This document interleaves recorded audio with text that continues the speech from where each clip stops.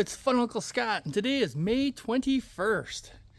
All right, so I've been back here in Oregon, putting a couple pounds back on, waiting for the snow to melt, and people have asked a little bit about my gear. So I thought I'd talk a little bit today about some of the stuff I've been using and what I like and don't like about it. So this is the tent I'm using. It is the REI, the Flash Air 2. It's actually a really nice little tent. It's really light. It's just under 2 pounds, and I've been enjoying it. As you can see, it's got 2 vestibules in here. It does have a big footprint, but it is very roomy. And so far, it's been pretty good. I've used it for not quite a week on the trail. And as you can see down there, it uses hiking poles instead of regular poles. It does come with regular tent poles, so you can pitch it with tent poles, or you can save the weight of leaving those at home and using your trekking poles.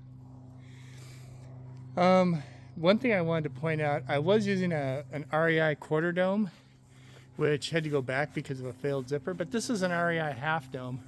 One of the things I wanted to point out is on the self-supporting tents, the walls tend to be a little steeper on either end, whereas on these non-self-supporting tents that are becoming more fashionable, they tend to be a little more gently sloped. And so the self-supporters, in my opinion, have a little more useful space. But again, you save a little weight. The quarter dome I had that was similar to that was actually a half a pound more.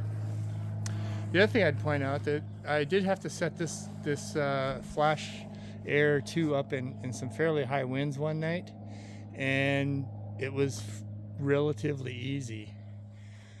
So in addition to that, for my sleeping pad, I've got a Nemo Tensor, which so far, after a couple of months, still holds air, no leaks.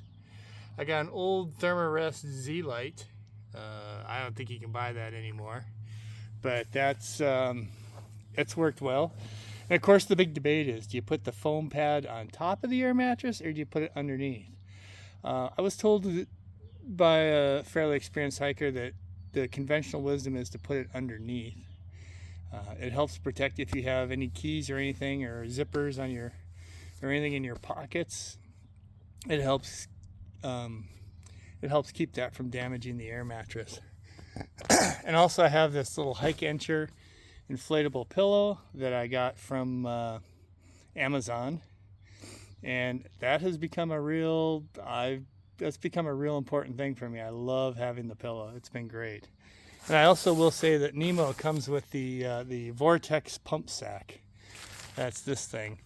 It works fantastic, but you have to read the instructions. It's not hard, but you have to read the instructions. And then also, as part of my sleep system, I have the Thermarest, what do they call this? The Thermarest Vesper 20-degree quilt. Again, I started out with a Sierra Designs 20-degree quilt, and I really like the quilt concept. It gives you a lot more ability to adjust for temperatures. However, the Sierra Designs one just wasn't made right. They didn't fill all the baffles with enough down, and so it had some real cold spots.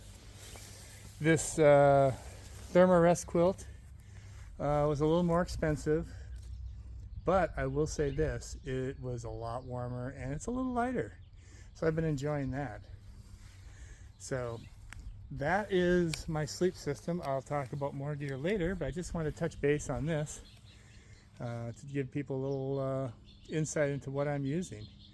So far this gear that you see here in this picture, this has all performed superbly, and I would take it out on the trail again. I will take it out on the trail again without any hesitation whatsoever.